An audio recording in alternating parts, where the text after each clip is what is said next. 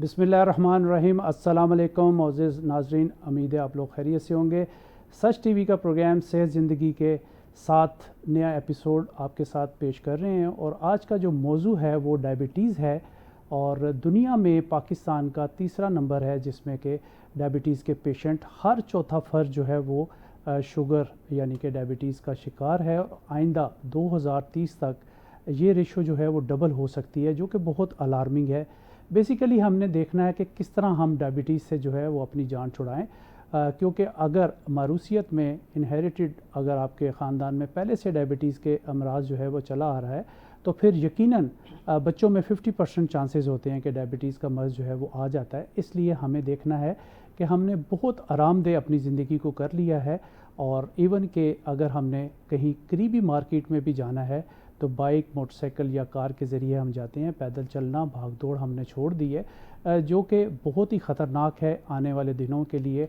और यंग बच्चे और बच्चियों में हम देखते हैं कि फ़ास्ट फूड, जंक फूड और कोला ड्रिंक्स के बेतहाशा इस्तेमाल और बग़ैर किसी टाइम टेबल के खाना, ये भी डायबिटीज़ को जो है वो दावत देना है। जिस टाइम आपने सोना है उस टाइम आप उठते हैं और जिस टाइम उठना है उस टाइम आप सोते हैं। जब आप नेचर से दूर होंगे तो यकीनन ये बीमारियां जो हैं ये आपको पकड़ लेती हैं। बेसिकली ये ग़िज़ाई बीमारियां हैं और रेस्टलेस होने की वजह से ये बीमारी जो है वो हमें आती है। इसी सिलसिले में आज हम तफसीलन गुफ्तगू करेंगे कि डायबिटीज़ क्यों इतनी ज़्यादा जो है वो पाकिस्तान में होती चली आ रही है। तो आज के जो गेस्ट हमारे साथ स्टूडियो में यहाँ पे मौजूद हैं, इनका जो तलीमी कैरियर है वो बहुत ही ज़बरदस्त है।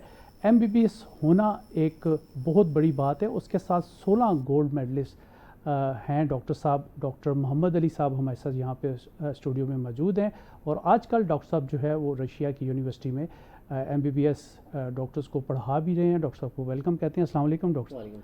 डॉक्टर साहब बहुत शुक्रिया, आपने अपना कीमती टाइम दिया। आपका टाइम शेड्यूल था कि आपकी कल फ़्लाइट भी है रशिया के लिए, तो बहुत शुक्रिया। माशाल्लाह डॉक्टर साहब, एक गोल्ड मेडल लेना बड़ी बात होती है, आपने 16 गोल्ड मेडल लिए, तो कैसे सारा दिन पढ़ते रहते थे?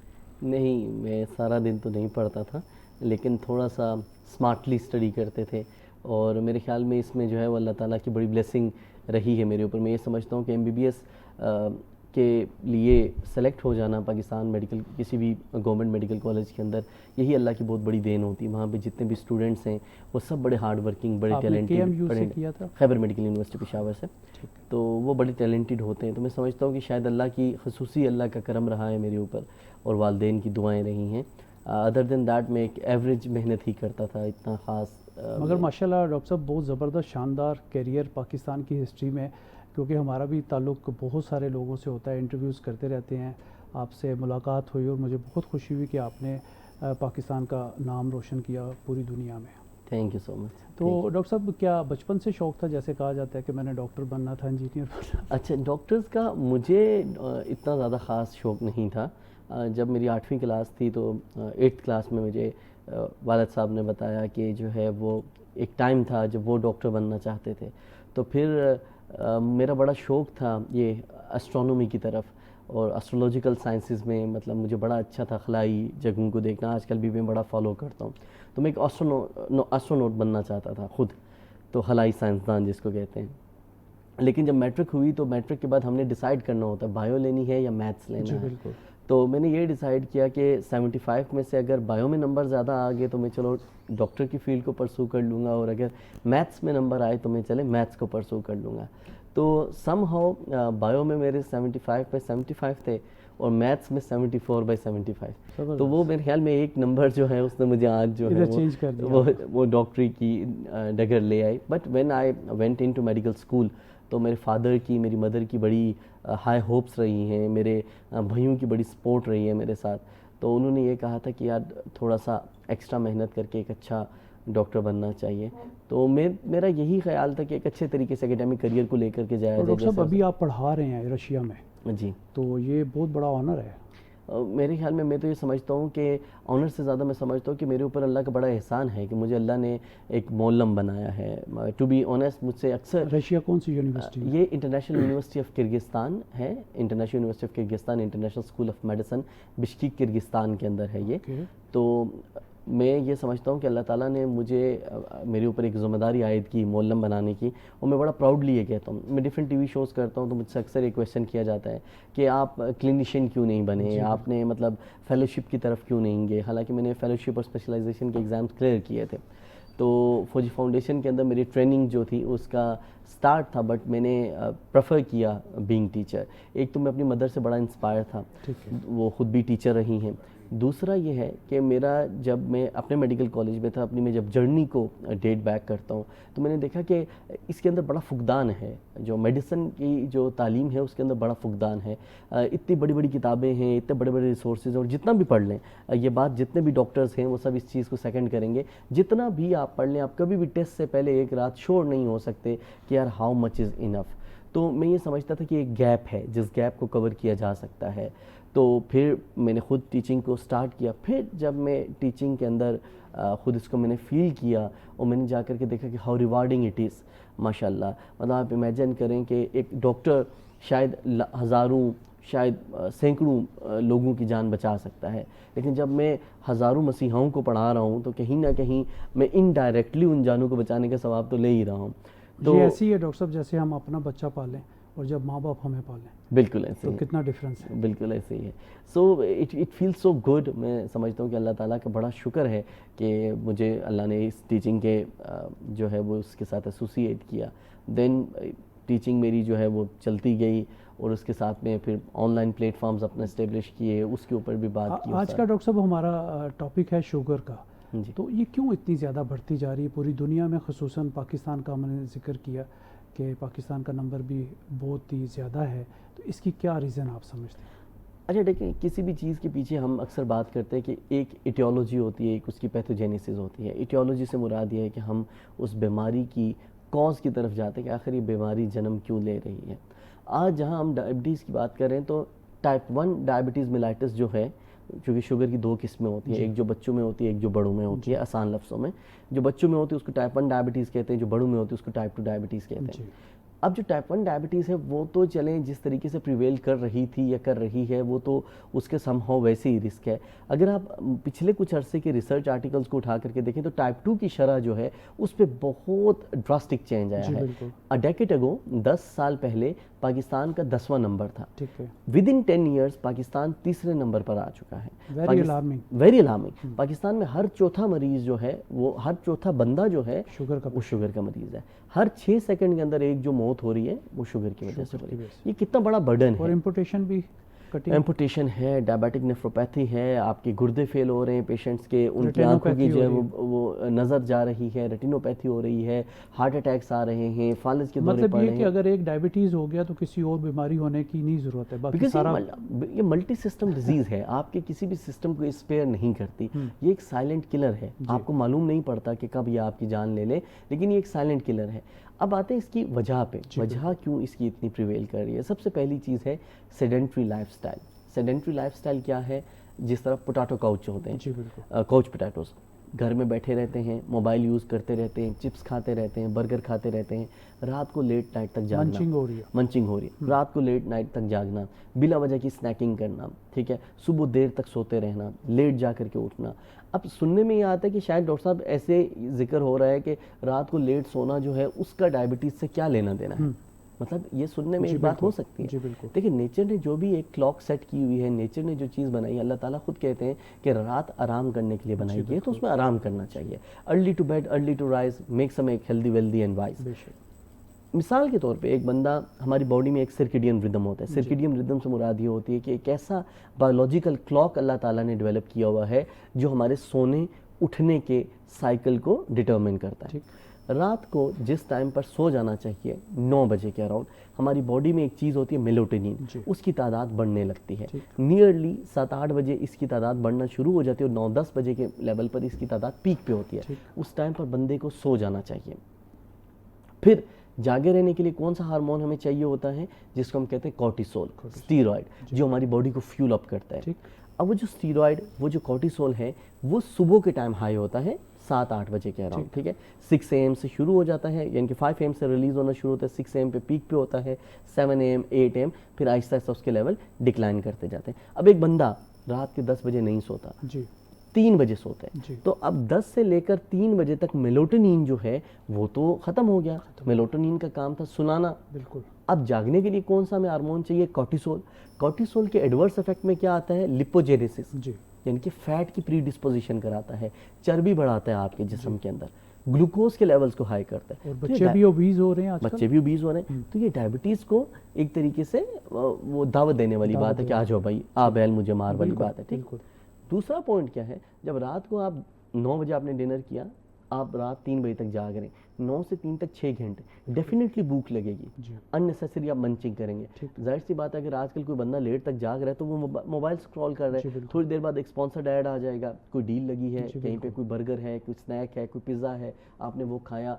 और अब सुबह पे आते हैं।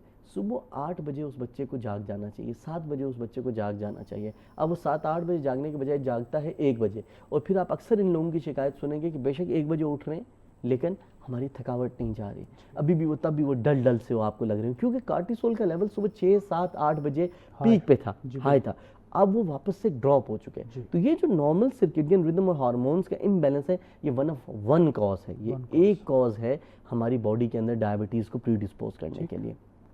इसके अलावा मल्टीपल कॉजेज हैं, जैसा लाइफस्टाइल में देखें आप देखिए कि पहले लोग कहाँ कहाँ तक नहीं जाते थे, जंगल से लकड़ियाँ काट करके आया करते थे। अभी भी अगर आप डेटा गज़ाएं भी डॉक्टर साहब सादा थी। बिल्कुल ऐसे, अगर आप डेटा को कंपैरिजन करें, अरबी भी इस टाइम पर भी मौजूदा 21st सेंचुरी में जो अर्बन लाइफस्टाइल है उसमें डायबिटीज़ मोर प्रिवेलेंट है rather than the rural lifestyle. Rural lifestyle में क्या है? सिंप्लिसिटी है, लोग हाथ से काम करना पसंद करते हैं, जंगल में जाते हैं, माल मवेशी रखे हुए हैं उन्होंने, खेती बाड़ी करते हैं, या whatsoever the people are doing, वो अपने हाथ से काम करना पसंद करते हैं। अर्बन लाइफस्टाइल में क्या है? घर से बाहर दही लाने के लिए भी जाना है तो जैसे आपने जिक्र किया, गाड़ी बाइक हमें उसका सहारा लेना पड़ता है, हमारी फिजिकल एक्टिविटी है ही नहीं।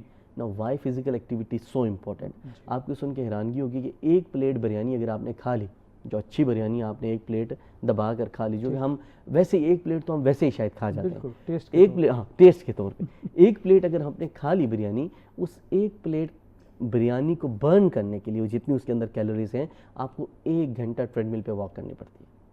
अब 1 घंटा आप और मुझ में से हम बताएं कि पाकिस्तान में कितने पाकिस्तानी ऐसे जो 2 ही लोग होंगे, हाँ, जो 1 घंटा ट्रेडमिल पे वॉक करते हो, कैलोरीज को बर्न करें। बिल्कुल ऐसे। सो बेसिकली ये सारी चीज़ें जो है स्लो किसी न किसी तरीके से हमें जो है वो ला रही हैं। दूसरा, अनअवेयरनेस। मेरे ख्याल में हम वो जैसे कबूतर आंखें बंद कर लेते हैं कि बिल्ली मुझे चक नहीं काटेगी, ठीक है, तो बिल्ली ने तो चक काटना है। तो मेरे ख्याल में आज के दौर के अंदर हम लोग जो हैं इतना घिर चुके हैं कि हम समझते हैं कि हर चीज़ का हल मौजूद है। जैसे हमें लगता है कि अगर कोई बीमारी लगेगी तो उसका हल मेडिसिन है। नहीं, जो आपकी ग़ज़ा है, आपकी ग़ज़ा आपकी सेहत है, आपकी ग़ज़ा जो आपकी खुराक है वो आपके लिए न्यूट्रिशन का एक सोर्स है, वही आपकी दवा है, वही आपका जहर है। अगर आप सोच समझ के खा रहे हैं, पोर्शन कंट्रोल करके खा रहे हैं, कार्बोहाइड्रेट्स को कम रख रहे हैं, सिर्फ चपाती चावलों के ऊपर ही आपने जोर रख के नहीं रखा हुआ, और एक ही दफ़ा बैठ करके ये नहीं है कि मतलब आज ही सब कुछ तोड़ देंगे हम, या आज ही मतलब सब एंड कर देंगे, थोड़ा खाएं और 6 टाइम खाएं। डॉक्टर साहब एक वक्फे का टाइम हुआ है, इसके बाद यहीं से शुरू करते हैं। नाजरीन एक छोटा सा वक्फा, stay with us. Welcome back नाजरीन, प्रोग्राम आप देख रहे हैं सेहत ज़िंदगी। मैं हूं डॉक्टर सज्जाद और हमारे साथ हैं डॉक्टर मोहम्मद अली साहब, जो कि डायबिटीज़ पे हमें आज बता रहे हैं कि डायबिटीज़ जो है वो इतना ज़्यादा क्यों फैलती जा रही है। जी डॉक्टर साहब, हमारी बात हो रही थी वक्फे से पहले कि लाइफस्टाइल जो है वो हमें ठीक करना होगा। बिल्कुल, असल में आधे से ज़्यादा बीमारियाँ, जैसे मैंने पहले जिक्र किया कि हमारी खुराक, वॉच व्हाट यू ईट। देखिए ये जो जिस्म है, ये जिस्म अल्लाह ताला की बहुत खूबसूरत क्रिएशन है, इसके मालिक भी हम हैं, इसके साथ जो कुछ होगा उसके ज़िम्मेदार भी हम हैं। इससे हमारे साथ एक लंबी रेस दौड़नी है, इसने हमारे साथ एक लंबा सफ़र तय करना है। So we are responsible for its own well being. जी, मेंटल स्ट्रेस, अब मेंटल स्ट्रेस का क्या लेना देना है डायबिटीज़ के साथ? देखिए स्ट्रेस, जहाँ कहीं भी स्ट्रेस का वर्ड आएगा वो आपके एड्रेनल ग्लैंड से आपका कॉर्टिसोल रिलीज कराएगा। This cortisol is solely responsible for hyperglycaemia, sugar के लेवल को बढ़ाता है, बॉडी में चर्बी जगह जगह डिपॉजिट कराता है, ये सारी चीज़ें कराता है। तो मेरे ख्याल में हमें जो है वो एक तो खुराक पे ध्यान रखना चाहिए, अपनी मेंटल वेलबींग, फिजिकल वेलबींग का ख्याल रखना चाहिए, सेडेंट्री लाइफस्टाइल को छोड़ करके एक हेल्दी लाइफस्टाइल को अपनाना चाहिए। वो पुराना लाइफस्टाइल जो शायद हमारे आबाओ अजदाद का था, वो आबाओ अजदाद का लाइफस्टाइल जिनमें शायद कोई शादर नादर किसी एक इंसान को डायबिटीज़ हुआ करती थी। जब हम स्टडी किया करते थे स्कूल में, पीटी के पीरियड होते थे, स्पोर्ट्स के पीरियड होते थे, अब चूंकि एजुकेशन भी जो है वो प्राइवेट लेवल्स पे आ गई है और 5 या 10 मरला स्कूल्स में भी जगहों पे भी स्कूल बने हुए हैं जिनके साथ स्पोर्ट्स ग्राउंड नहीं है। ये भी वजूहात हैं कि विटामिन डी लेवल नहीं मिल रहा, कैल्शियम लेवल्स बच्चों के अच्छे नहीं हैं।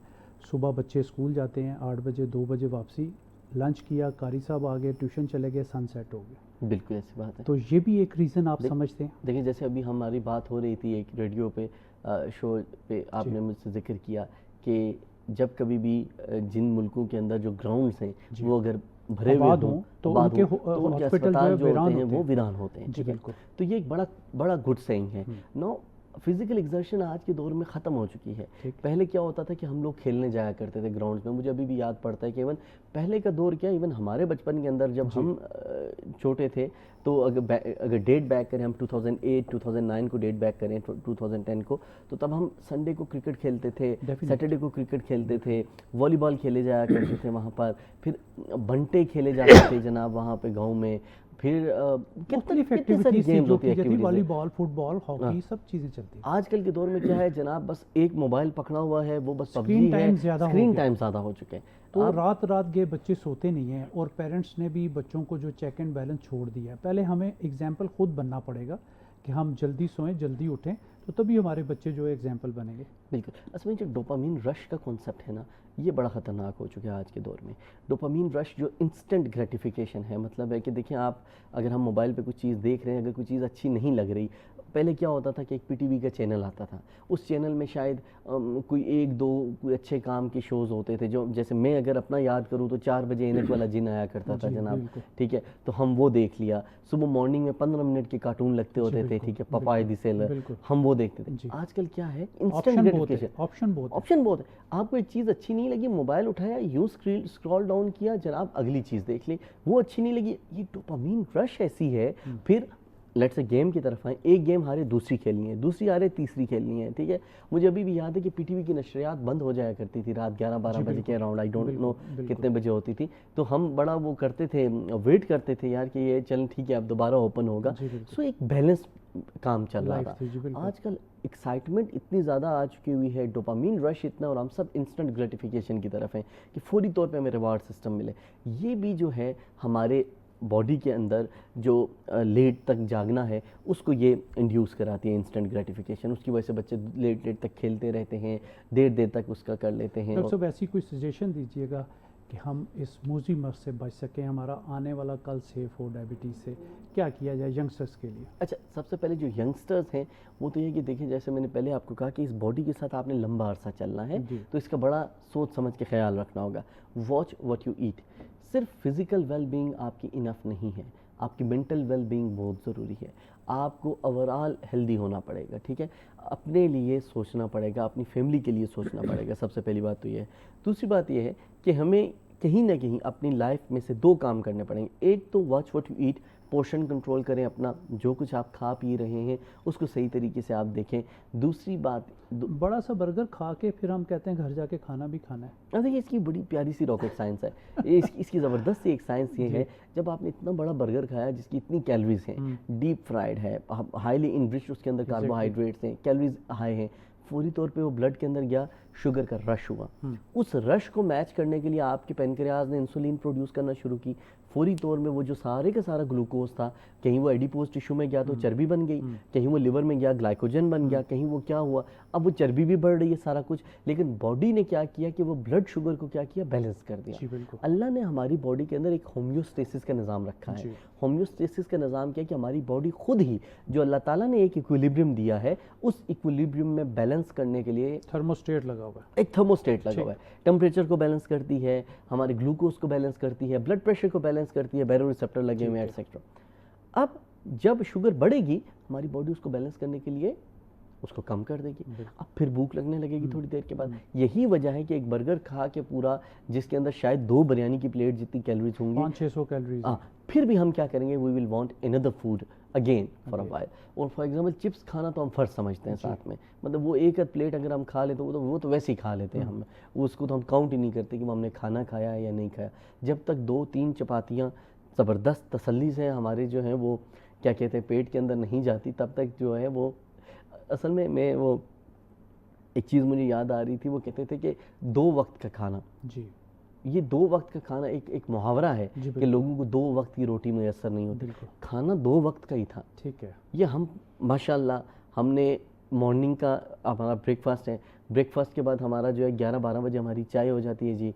अगर कोई सुबह जल्दी उठे सही। 2 बजे हमने लंच कर लिया, 4 बजे चाय के साथ बिस्किट केक कुछ कर लिया और फिर वापस रात को जो है वो 5-6 टाइम कर डिनर लिया भी कर हमने, लिया। जी। तो हमने कोई 2 टाइम 2 वक्त के खाने को हमने 5-6 वक्त का खाना जो है वो बना लिया है। सो हमें पोर्शन कंट्रोल करने पड़ेंगे, हमें अपनी इन चीज़ों को देखना पड़ेगा।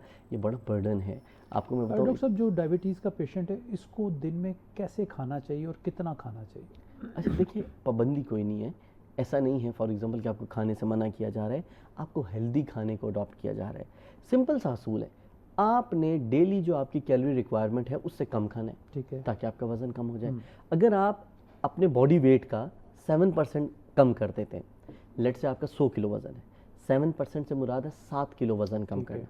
तो डॉक्टर साहब आपको पता है कि कितने परसेंट डायबिटीज़ के चांस कम हो जाते हैं होने के? 50%। 50%। नियरली 50% डायबिटीज़ होने के चांसेस कम हो जाते हैं अगर आप 7% अपनी बॉडी का तो वेट डॉक्टर साहब क्या कम कर हम दें। डायबिटीज़ को ग़िज़ाई बीमारी भी कह सकते हैं? बिल्कुल कह सकते हैं, नॉन कम्युनिकेबल डिजीज़ के अंदर ये सबसे बड़ी बीमारी है। और ये ऐसी बीमारी है कि जैसे, अच्छा एक और बड़ा कॉमन सवाल है कि क्या डायबिटीज़ को रिवर्स किया जा सकता ठीक है, है? बिल्कुल। क्या डायबिटीज़ को ख़त्म किया जा जी, सकता है? बिल्कुल। बिल्कुल ख़त्म किया जा सकता है। Type 2 diabetes in early stages, मैं फिर से जिक्र कर रहा हूँ, ठीक है। Type 2 diabetes in early stages, हाँ इसको रिवर्स करना मुमकिन है।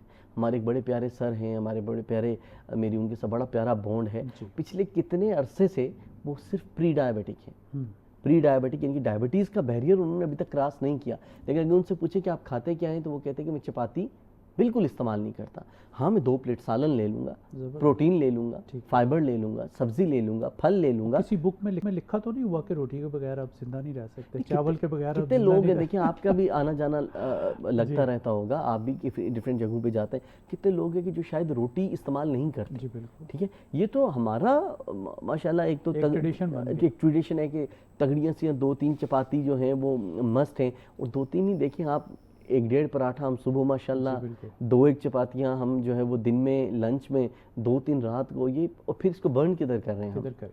किधर हम बर्न किधर? ये खाई जा करके टीवी के सामने हम बैठ ऐसे गए ही है। या गाड़ी निकाल ली। पहले तो ये था कि लोगों ने खेती बाड़ी करनी होती थी, Exactly। वो खाना खा करके उन्होंने, देसी घी भी पी लेते थे, वो एग्जर्शन थी ना, तो वो पी सकते थे। वो मक्खन का पेड़ा खाते जी, थे, बिल्कुल। लेकिन वो उसको उसके बाद एग्जर्ट करके उसको वो काम भी करते थे और उसके बाद उस सारी एनर्जी को वो ड्रेन आउट भी करते थे। ऐसा नहीं है कि आपने मक्खन का पेड़ा खाया और आप लेट गए, फिर यही होगा कि आप रात को सोएंगे और सुबह, वो कहते हैं ना कि वो रात को अच्छे भले थे और सुबह जब उठे तो वो फोत हुए। ऐसे ही डॉक्टर साहब, डायबिटीज़ घर में 2-3 फर्द को तो अच्छा खासा बजट जो है आउट हो जाता है।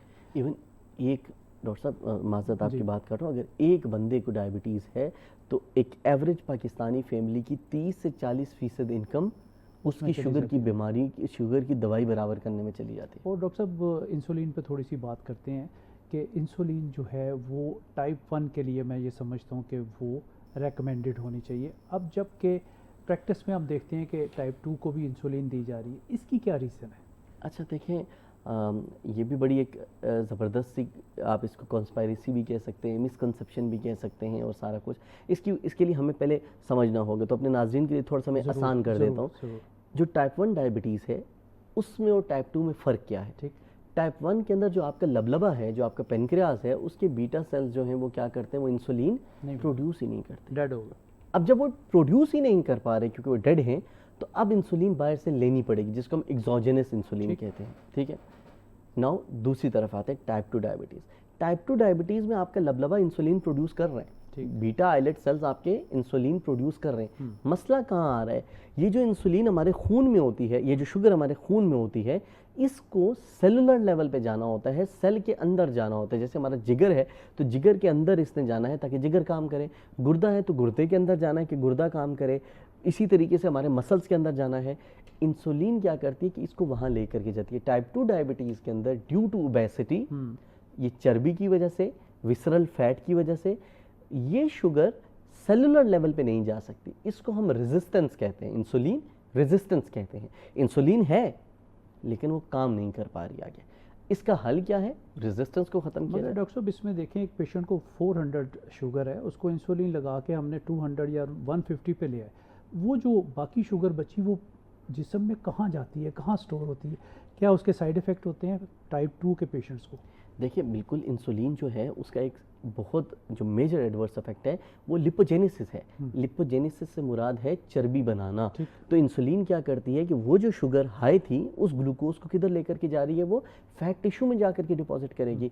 अब टाइप 2 के पेशेंट में कब इंसुलिन देनी चाहिए? शुरू का patient, for example let's say ये एक पेशेंट है और ये डायबिटिक है, आज ही इनकी डायबिटीज़ डायग्नोज हुई है कि इनको अभी 1 महीना पहले से शुगर है, हमने HbA1c कराया, वो हाई लेवल पे आया तो हमने उनकी शुगर स्टार्ट कराई। अब इस पेशेंट की काउंसलिंग होनी चाहिए, पेशेंट एजुकेशन होनी चाहिए, पेशेंट को बताना चाहिए कि आपकी अभी अर्ली स्टेज पर डायबिटीज़ है। पेशेंट तो 6 महीने 1 साल तो डॉक्टर साहब मानने के लिए तैयार ही नहीं होता कि मुझे शुगर है। डॉक्टर साहब असल में 50% ऑफ द पाकिस्तानी पेशेंट्स, उनको पता ही नहीं है कि हमें शुगर है। अलमिया ये है पाकिस्तान के अंदर कि लोग अपनी बीमारी के बारे में, एक तो जैसे मैंने कहा ना, कबूतर की तरह हमने आंखें बंद करनी है, मेडिकल टेस्ट की तरफ नहीं तवज्जो नहीं दें, हमने कहना है कि बस हमें दवाई दे दें। ये जो पेशेंट हमारे पास आया, इसकी शुगर हाई है, इस शुगर को काउंटर बैलेंस करने के लिए हमारा लबलबा इंसुलिन प्रोड्यूस करेगा। ठीक है, मसला कहाँ है? रेजिस्टेंस है। रेजिस्टेंस को खत्म करने के लिए सबसे खूबसूरत गोली है मेटफॉर्मिन, ठीक, ग्लूकोफेज। ग्लूकोफेज ड्रग ऑफ दुनिया चॉइस है, पूरी दुनिया में यूज की जाती है ड्रग ऑफ।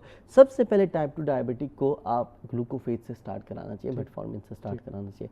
इंसुलिन कब देनी चाहिए इस पेशेंट को? इंसुलिन हमें तब देनी चाहिए जब यही पेशेंट, ये जिसको हमने ग्लूकोफेज शुरू की, जो टाइप 2 डायबिटिक था, 15-1 साल गुजर गए, अब वो जो लबलबा था वो उस अनकंट्रोल्ड शुगर को बैलेंस करने के लिए इंसुलिन प्रोड्यूस करता रहा, इतना करता रहा कि बर्न आउट हो गया। अब जब ये बर्न आउट हो गया, अब इसकी भी हालत उसी पेशेंट जैसी होगी जो टाइप 1 डायबिटिक है।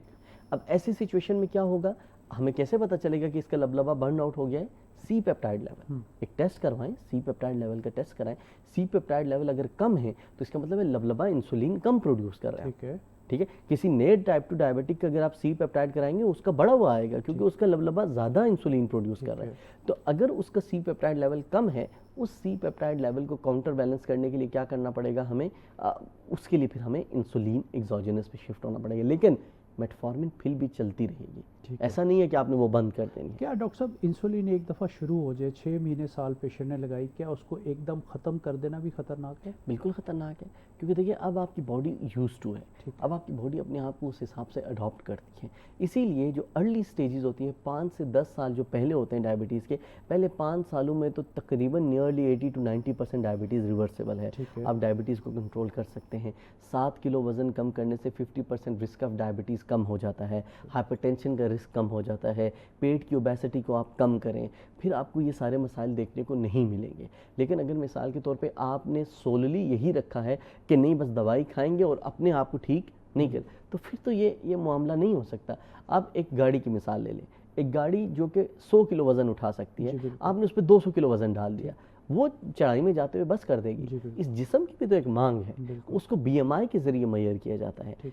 आपको ये जान के हैरानगी होगी कि नॉर्मल BMI 24.5 होती है, 19.5 से लेकर के 24.5 तक, या 19 से 24 तक कर लेते हैं इसको।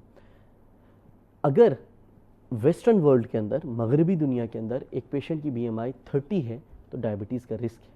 पाकिस्तान में अगर एक पेशेंट की BMI 25 है तो भी he holds the same risk as that of the western person with the 30% BMI, 30 BMI। Reason क्या हुई है? रीज़न ये है कि हमारी एक तो एशियंस की प्रीडिस्पोजिशन भी ज़्यादा है इसकी तरफ। डॉक्टर साहब एक ब्रेक का टाइम है, आपसे यहीं से सिलसिला शुरू करते हैं। जी नाज़रीन, एक छोटा सा ब्रेक, स्टे विद अस। जी वेलकम बैक नाज़रीन, प्रोग्राम आप देख रहे हैं सेहत ज़िंदगी, अपने मेज़बान डॉक्टर सज्जाद के साथ। आज स्टूडियो में हमें ज्वाइन किया हुआ है डॉक्टर मोहम्मद अली, जो कि गोल्ड मेडलिस्ट हैं और यहाँ पे डायबिटीज़ से मतलब जो है वो हमें आगाही दे रहे हैं, जो कि बहुत ही ज़बरदस्त है। यकीनन आप लोगों को इसका फ़ायदा होगा। जी डॉक्टर साहब, बात हो रही थी ब्रेक से पहले हमारी, तो हम बात यही कर रहे थे, BMI पे बात कर रहे थे कि अमेरिकन में या वेस्टर्न वर्ल्ड के अंदर क्या है, क्योंकि BMI 30 है तो उसमें डायबिटीज़ का रिस्क है। उतना ही रिस्क पाकिस्तान के अंदर एक बंदे की BMI 25 है तो वो रिस्क होल्ड करता है। पाकिस्तान में हर चौथा बंदा, जहाँ एक दुनिया के अंदर हर 10 में से 1 आदमी जो है उसको डायबिटीज़ है, तो पाकिस्तान के अंदर जो है वो हर 10 में से हर चौथा बंदा जो है, डायबिटीज़ का, चौथा बंदा डायबिटिक है। तो डॉक्टर साहब कई लोग आके हमें कहते हैं जी कि हमने 2-3 साल इंसुलिन लगाई, फिर हमने अपनी कार्ब्स को कंट्रोल किया, हमने अपना वेट कंट्रोल किया, अब हम मेडिसिन 3 टाइम गोलियां खाते थे, इंसुलिन भी 2 टाइम लगाते थे, इंसुलिन हमने ख़त्म कर दी, गोली भी 1 टाइम खा रहे हैं। तो क्या ऐसा मुमकिन होता है, लोग आपको देख रहे हैं, आपके मुंह से सुनेंगे तो वैसा ही वो अमल करेंगे कि अपना वज़न कम करें, खुराक कम करें, लाइफस्टाइल ठीक करें, तो ये चीज़ें ख़त्म हो सकती हैं? टाइप 2 डायबिटीज़ अर्ली स्टेजेस में बिल्कुल रिवर्सेबल है। मुझे याद पड़ता है, मैं थर्ड ईयर मेडिकल था, मेरा MBBS का थर्ड ईयर था, और हम एक दफ़ा हॉस्पिटल में, जो हमारे विजिट्स होते हैं, क्लिनिकल राउंड्स होते हैं, तो हम राउंड पे थे, तो हमारे साथ सर थे, मेडिकल स्पेशलिस्ट थे, अल्लाह उन्हें लंबी ज़िंदगी दे। तो सर ने क्या किया कि डायबिटीज़ का केस था, तो सर ने कहा कि लेट्स से एक पेशेंट है, वो कहता है कि मैं खाना नहीं छोड़ सकता, ठीक है, खाना मुझे इतना पसंद है कि मैं खाना नहीं छोड़ सकता हूँ, तो आप कोई और इलाज बताएं मुझे शुगर का, और शुगर भी है उसको, आप क्या करेंगे इसके साथ। मैंने ऐसे ही मेरे माइंड में एक बात आई, मैंने कहा सर मैं उसको ये कहूँगा कि निवाला छोटा लो, ठीक है, चपाती का छोटा सा एक पीस लो, लॉफ्स लो, और सालन ज़्यादा लगा लो इसके साथ। तो मेरे साथ जो फेलो कोलीग्स थे थोड़े हंसने लगे, उन्हें लगा शायद अली ने मजाक किया है सर के साथ। हालांकि सर ने कहा नहीं, ये बड़ी अच्छी एडवाइस है, बड़ी अच्छी चीज़ है। आपने सिंपल कार्बोहाइड्रेट्स को कट करना है अपनी लाइफ से। आप कार्बोहाइड्रेट्स को कट नहीं करें, सिंपल, आप कम्प्लेक्स की तरफ जाएंगे। सिंपल आटा इस्तेमाल करने के बजाय, रिफाइंड कार्ब इस्तेमाल करने के बजाय आप किसी और जौ का आटा इस्तेमाल कर सकते हैं। आप लेट से बाजरा खा सकते हैं, आप जो है वो जा सकते हैं, बेसन की रोटी जो है वेट लॉस के लिए भी बड़ी अच्छी है, आप उसकी तरफ भी जा सकते हैं।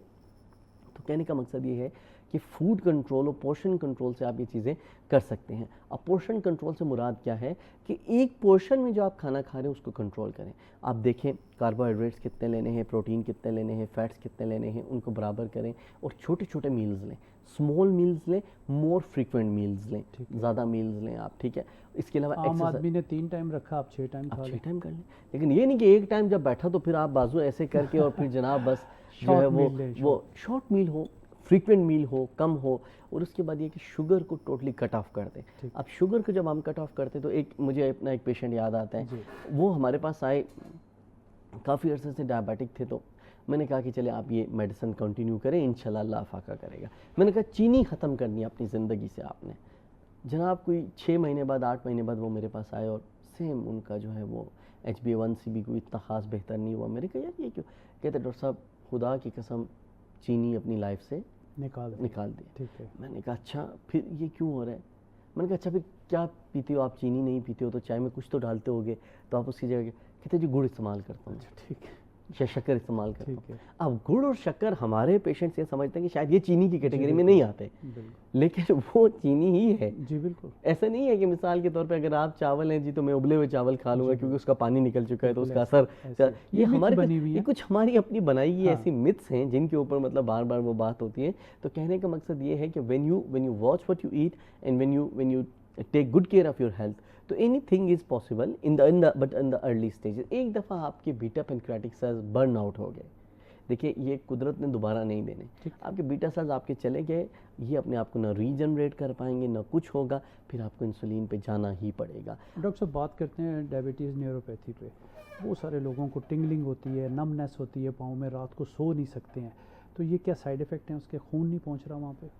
अच्छा, सबसे पहली बात क्या है कि 2 तरह की कॉम्प्लिकेशंस होती हैं। एक हम कहते हैं माइक्रोवेस्कुलर कॉम्प्लिकेशंस, एक होती है मैक्रोवेस्कुलर कॉम्प्लिकेशंस।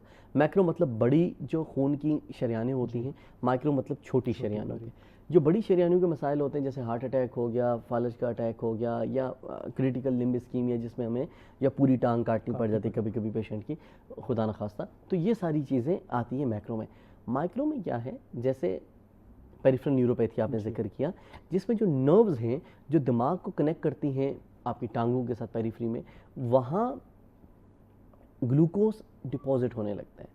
और ग्लूकोज एक ऑस्मोटिकली एक्टिव सब्सटेंस है। ऑस्मोटिकली एक्टिव सब्सटेंस का मतलब ये होता है, जैसे आप ने कभी वो तुहम मलंगा आपने कभी यूज़ किया होगा, चिया सीड अगर पानी में उसको डालें तो वो सोक कर लेता है, पानी खींच लेता है अपनी तरफ। उसी तरीके से ग्लूकोज जब जा करके नर्व्स में डिपॉजिट होता है तो ये पानी को खींचता है। वो पानी जो नर्व के ऊपर की शीट होती है जिसको माइलिन शीट कहते हैं उसको डैमेज करता है, जिसकी वजह से सिग्नल की कंडक्शन में मसला होता है, तब पेरिफेरल न्यूरोपैथी डेवलप होती है। मैंने कितने ऐसे पेशेंट्स देखे हैं कि जिनको 20-20, 30-30 साल से डायबिटीज़ है, बट उनको पेरिफेरल न्यूरोपैथी डेवलप नहीं हुई। तो ज़्यादा किन लोगों में आती है? Uncontrolled sugar? Uncontrol diabetes. Okay. Uncontrol diabetes है, अपनी सेहत का ख्याल नहीं रखते, शुगर बढ़ेगी, शुगर बॉडी में डिपॉजिट होगी जगह जगह जाके। ये तो अच्छा सिर्फ ग्लूकोज नहीं है, आप कैल्शियम को ले लें। हमारी बॉडी में अगर हाइपर कैल्सीमिया भी है, यानी कि कैल्शियम के लेवल भी अगर हमारी बॉडी में ज़्यादा है, तो वो भी जगह जगह जाकर डिफरेंट टिश्यूज़ में डिपॉजिट होने लगती है। तो ये ग्लूकोज रेटिना में डिपॉजिट होगा, लेंस में डिपॉजिट होगा, दिल की शरियानों में डिपॉजिट होगा, गुर्दे में डिपॉजिट होगा, तो आपको नेफ्रोपैथी मिलेगी, रेटिनोपैथी मिलेगी, हार्ट अटैक मिलेगा, एथेरोस्क्लेरोसिस मिलेगी, आपको न्यूरोपैथी मिलेगी। प्रिवेंट कैसे कर सकते हैं हम न्यूरोपैथी को? सबसे पहली बात, अपनी डाइट का अच्छा कंट्रोल रख करके, अपने टांगों में अच्छा सा ब्लड फ्लो जाए, एक्सरसाइज रेगुलर करें, वॉक करें। हम पेरिफेरल न्यूरोपैथी का इलाज ये गोलियां नहीं हैं, आप गबिका ले लेंगे, आप डुलॉन ले लेंगे। B12 की कमी से भी ये डेवलप? बिल्कुल ऐसा है। असल में B12 की कमी भी, और दूसरा ये है जो मैंने जिक्र किया ना माइलिन शीथ का, वो माइलिन शीथ जो डैमेज होती है उसकी रीजनरेशन के लिए हमें B12 रिक्वायर्ड है। तो B12 बड़ा अच्छा हेल्प आउट करता है। तो अगर आपको पेरिफेरल न्यूरोपैथी के सिम्टम्स हैं तो आपको B12 का फ्रीक्वेंट इस्तेमाल करना चाहिए। गोली डॉक्टर की हदायत के बगैर इस्तेमाल नहीं करनी चाहिए, वो एक डॉक्टर को ही आपको जा करके दिखाना चाहिए, वो आपको गोली शुरू करवाएगा। लेकिन आप B12 वाली ग़िज़ाएँ खा सकते हैं जिनके अंदर B12 ऑलरेडी मौजूद है। आप कलेजी इस्तेमाल कर सकते हैं, ऑर्गन मीट आप इस्तेमाल कर सकते हैं, ठीक है, सब्ज़ पत्ती वाली खुराकें आप इस्तेमाल कर सकते हैं जिनमें फोलेट, विटामिन B12 दोनों मौजूद होते हैं। डॉक्टर साहब, मज़ीद क्या कॉम्प्लिकेशंस हो सकती हैं जो कि इनहेरिटेड डायबिटीज़ को ले रही हैं? उन लोगों में ज़्यादातर क्या कॉम्प्लिकेशंस देखी जाती हैं? क्या आँखें चली जाती हैं, किडनी फेलियर हो जाता है, क्या क्या होता है? देखिए, जो शुगर है, अगर आप शुगर को कंट्रोल नहीं करेंगे, फोरफादर से चली आ रही, और ये आगे जा कर के आपके किसी ऑर्गन को स्पेयर नहीं करेगी। कितनी दफ़ा मैंने जिक्र किया, ये ब्लाइंडनेस की, नॉन कम्युनिकेबल, ये इन्फेक्शियस डिजीज़ के अलावा, ठीक है, मोस्ट कॉमन कॉज है ये ब्लाइंडनेस की, डायबिटीज़ वर्ल्ड वाइड। कितनी बड़ी बात है ये, मोतिया हो जाता है आंखों का, ठीक है। और आप बर्डन देखें ना, साइकोलॉजिकल बर्डन अलग है। हाइपरग्लाइसीमिया की तो हम बात करें, हाइपोग्लाइसीमिया के कितने फ्रीक्वेंट अटैक्स होते हैं। इसके बारे में बताइए। जो शुगर लो होती है और इंसान कांपना शुरू हो जाता है, इस पर बहुत कम बात होती है, तो इसके सीरियसनेस कितनी होनी चाहिए? इसकी सीरियसनेस हाइपरग्लाइसीमिया से ज़्यादा होनी चाहिए, ठीक है। शुगर का बढ़ना उतना ख़तरनाक नहीं है एकदम से, जितना शुगर का कम होना ख़तरनाक है, ठीक है। मैंने चूँकि घर से विटनेस किया है, मेरे चाचू को टाइप 1 डायबिटीज़ है, वो 14 साल के थे तब से उनको डायबिटीज़ है, और अभी उनकी उम्र 52-53 है, और अभी तक वो इंसुलिन भी यूज़ कर रहे हैं फ्रीक्वेंटली। ये हाइपोग्लाइसीमिया जो है, इसको हम कहते हैं, हमारे पास विपल्ट्राइड आता है। विपल्ट्राइड क्या होता है?